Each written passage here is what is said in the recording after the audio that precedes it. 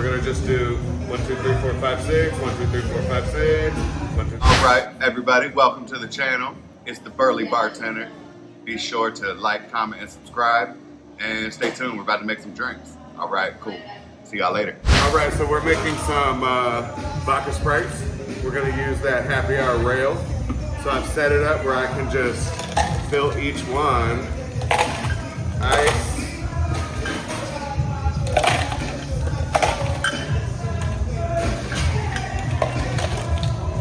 So the reason I set it up like that, instead of doing one by one, we're gonna just do 1, 2, 3, 4, 5, 6. 1, 2, 3, 4, 5, 6. 1, 2, 3, 4, 5, 6.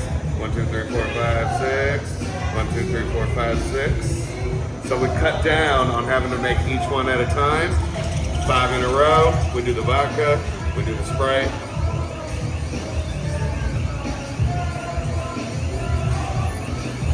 They're all the same measurements, so it's not like you have to do anything different. And boom, we're done. 5 drinks, good to go. Happy hour.